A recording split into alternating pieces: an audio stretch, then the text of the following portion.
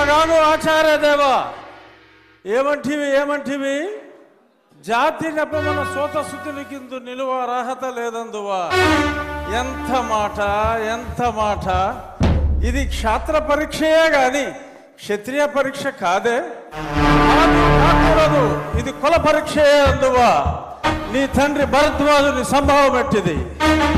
అతి దుముక్షాకరమైన నీ సంభవం ఎట్టిది. కుండలో పుట్టిదివి కదయ్యా, నీదే కులము.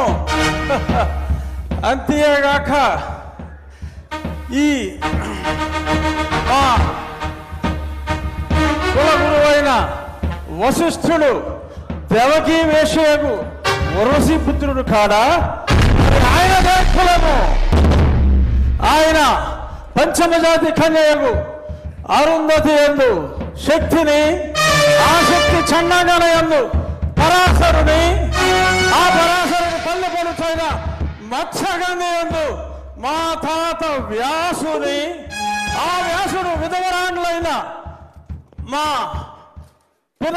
పితామహి అంబికతో నా తండ్రిని, పితామహి అంబాలికతో నా పినతండ్రి పాండురాజును, మా ఇంటి దాసితో ధర్మ నిర్మాణ సరుడని మీ అందరితో కీర్తించబడుతున్న ఈ విదురదేవుని కనలేదా?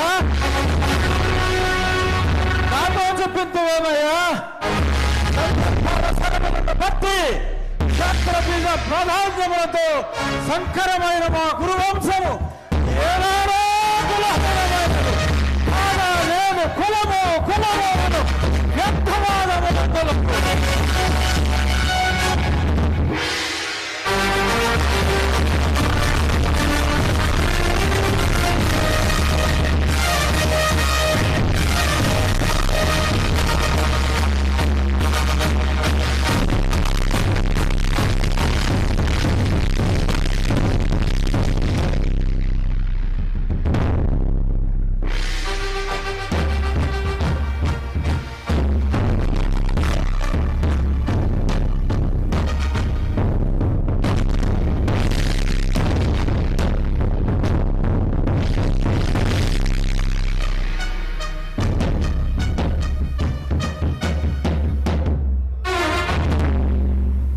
తెలుగుదనాన్ని అద్భుతమైనటువంటి డైలాగుల్లో దుర్యోధనుడి పాత్రలో ఏకపాత్రాభినయం చేసినటువంటి మన శాసనసభ ఉపసభాపతి RRR శ్రీ కె రఘురామకృష్ణరాజు గారికి ఒక్కసారి గట్టిగా కర్తవ్య ధ్వనులు అందిద్దాం.